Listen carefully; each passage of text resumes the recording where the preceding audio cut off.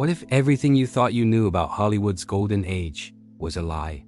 Behind the dazzling lights, flawless smiles, and legendary performances lurked a truth so shocking the studios spent decades burying it. These weren't just glamorous icons. Some of them were barely capable of tying their own shoes without help.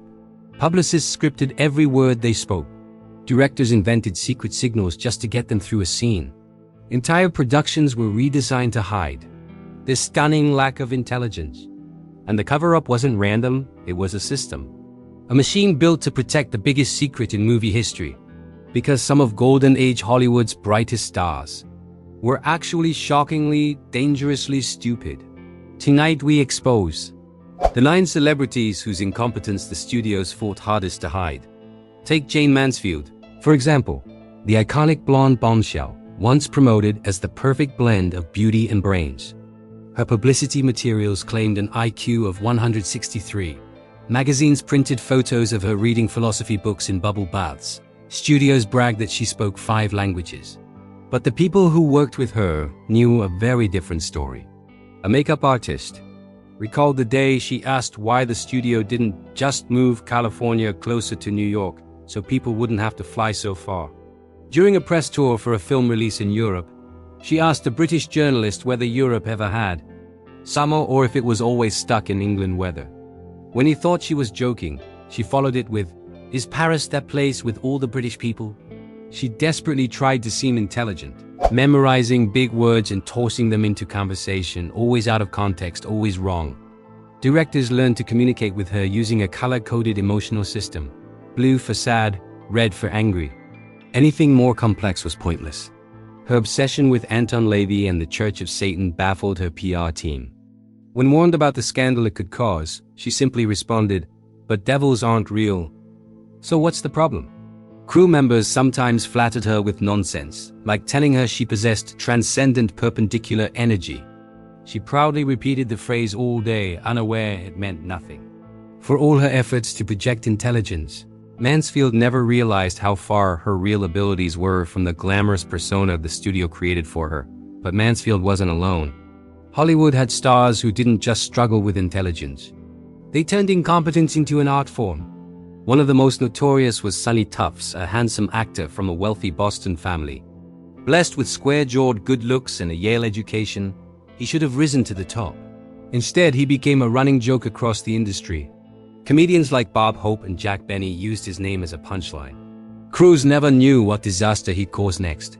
He once wandered onto the wrong movie set, not the wrong scene, the wrong production entirely, and argued he must be the star, because look at my face. His drinking made everything worse. At a high-profile charity event, Tufts disappeared, and was later found passed out in a children's petting zoo with rabbits hopping across him. Paramount eventually did something unheard of. They issued public apologies for his behavior. Directors reduced his scenes to single lines because he couldn't remember more than a sentence at a time. Some joked that working with him felt like babysitting a 6'4" toddler who smelled like whiskey. Tufts had genuine talent once. Early roles showed promise, but he lacked the discipline and intelligence to use it. Hollywood couldn't hide that forever. Another blonde bombshell, Mamie Van Doren, wanted desperately to be seen as more than a glamorous body. But every attempt she made to appear knowledgeable only made things worse. During a press junket for a war movie, she confidently told a reporter she believed World War II happened in the 1970s. When corrected, she responded, "Are you sure?" She insisted that Abraham Lincoln invented the telephone and that Alexander Graham Bell was the man who rang the Liberty Bell. Publicists panicked every time she sat for an unscripted interview, so they eventually created a system where she memorized 5 safe answers and used them no matter what she was asked. Her autobiography later became infamous for impossible timelines, invented vocabulary, and meetings with people who had died years before she claimed to meet them.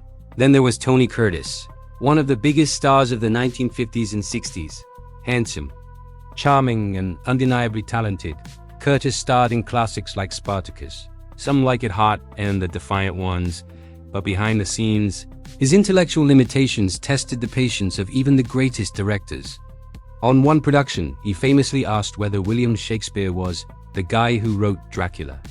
He believed acting was simply talking loud with style, and resisted any attempt to explore deeper meaning.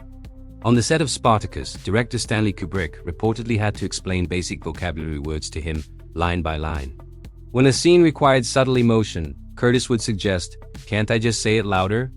And yet, despite all this, Curtis sometimes delivered brilliant performances through instinct alone.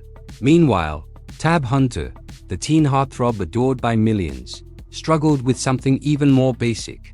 Warner Brothers discovered quickly that while Hunter was sweet, handsome, and photogenic, he had incredible difficulty with memory and comprehension. Directors often had to re-explain blocking and movement moments before cameras rolled because Hunter forgot them instantly. Crews developed elaborate hand signals to guide him. Pointing left meant walk left. Tapping the nose meant look at your co-star.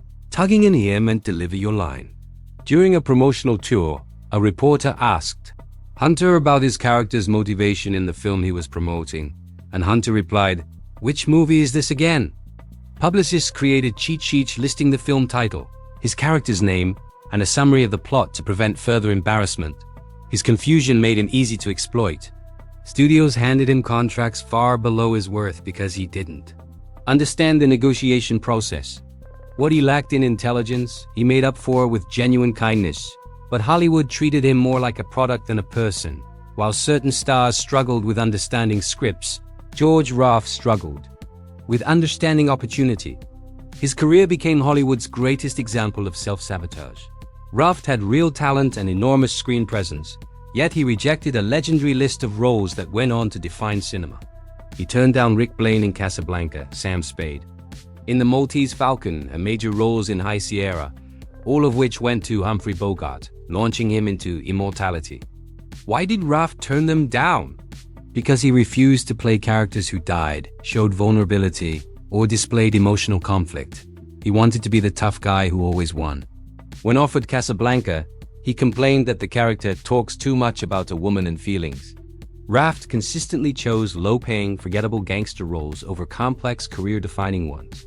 Directors said he couldn't understand deeper character motivations. If a script required nuance, Raft missed it entirely. With better instincts, he could have become one of Hollywood's greatest legends. Instead, he became a cautionary tale. Some stars, like Linda Darnell, faced a different kind of struggle.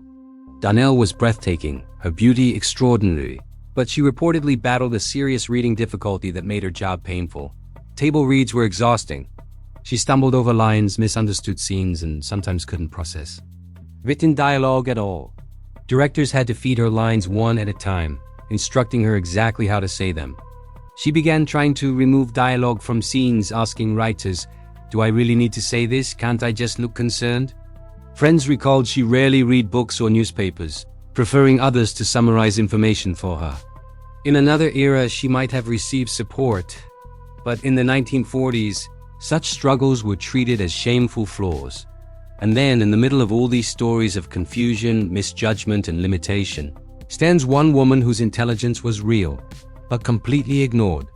Hedi Lamar, widely promoted as the most beautiful woman in the world, was dismissed as a glamorous ornament. Directors literally patted her on the head and told her not to worry her pretty little mind. Yet Lamar spent her evenings inventing. Together with composer George Antheil, she developed a frequency-hopping technology designed to guide torpedoes during World War II without being intercepted. That invention became the foundation for Wi-Fi, Bluetooth, GPS, and modern secure communication. When she offered it to the military, they told her she'd be more useful selling kisses for war bonds. Her intelligence was buried under Hollywood sexism. Decades later, she finally received recognition for her genius.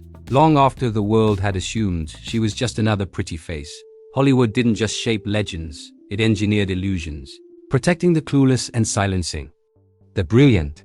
Behind every glowing spotlight was a secret the industry hoped would stay buried forever.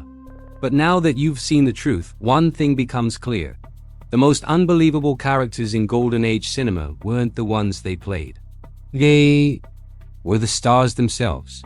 If you want more stories Hollywood never wanted you to hear, don't forget to like, share, and subscribe because the next secret is even darker. Thanks for watching.